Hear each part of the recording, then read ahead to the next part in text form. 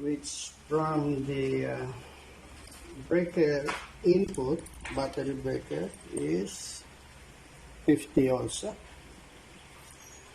Passing to the breaker is 50. Then there is an output now from the battery.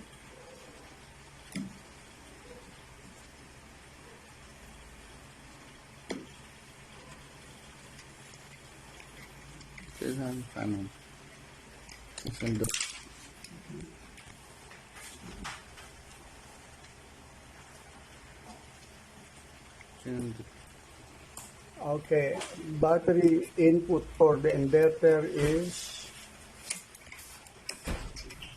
the same as 50.9.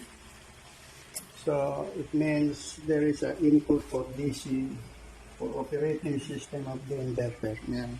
Yan. Okay. AC. Solar. Solar.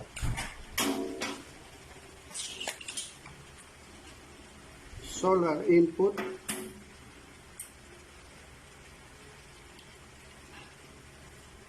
Solar input has the reading of 77 at this time. It is almost 4 o'clock.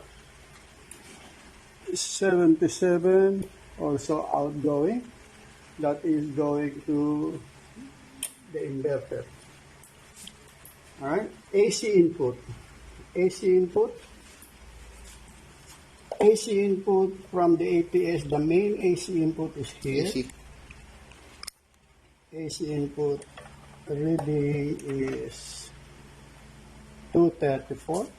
Okay. AC input also will provide the inverter. This is the AC breaker, AC input. There is. Passing the breaker is on, 234 also. AC input, yeah? Okay, it will come here. We have to take out here. That's we need to see the AC input. Okay, AC output. AC output from the inverter is 11 because there is no yet activation of the inverter. It goes out 11 also, passing to the APS for output to load. This must be also 11. Alright? So, no AC output yet because it's not power on. Before we're going to power on the inverter, we need to take out this.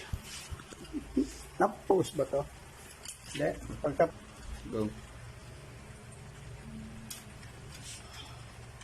as we have already AC input from the breaker, AC input from the inverter is here. AC input, there is a reading of 234. Okay. AC output is nothing yet because the inverter is not working. While the PB is DC 76 volts, the same as current reading from the breaker. Okay. What we're going to do is we're going to power on the inverter. Breaker on. Power.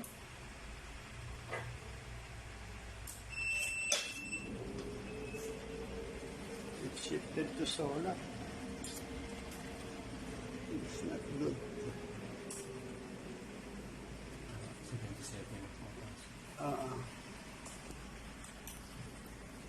Right now, it's working. 78 volts of battery, and the battery voltage is 51. The load is 6%. AC input is 0. AC input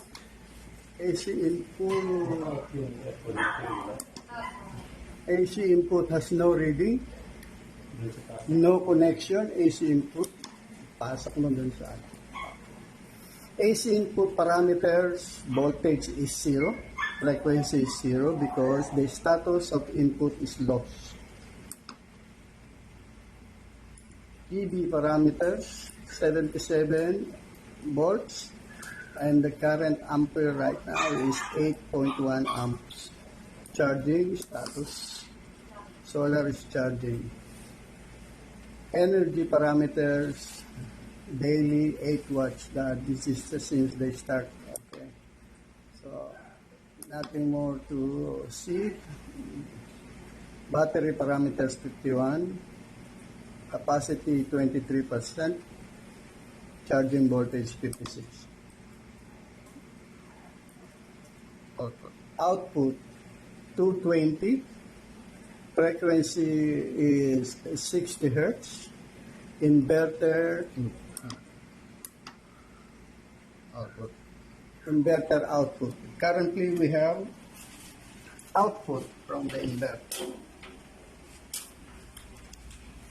Inverter output. Tara. AC. Inverter output. Yes, there is.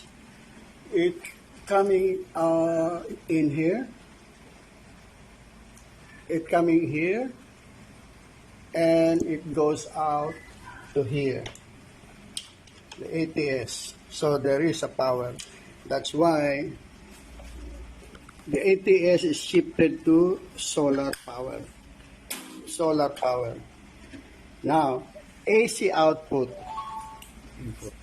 AC input. AC input, when we tested it still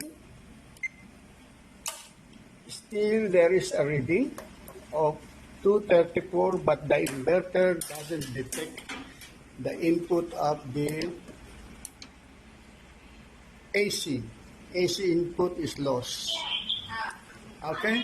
Yep, thank you very much. That is the presentation right now, and we'll see what we can see. And also, the system mode is on battery priority. Nakalagay, calendar. Lagay mo sa echo muna. Sa page 4. So we will remove battery priority because right now the battery is very weak and Low. voltage is Low. getting low. Jonathan. So any moment from now it will be the same function that the battery will be, the system will be off. Di ba may Devera, tapos Operating system of the inverter is, we put it to 49. The default is 42.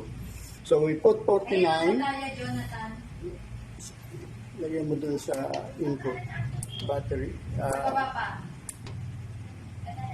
Dun sa battery.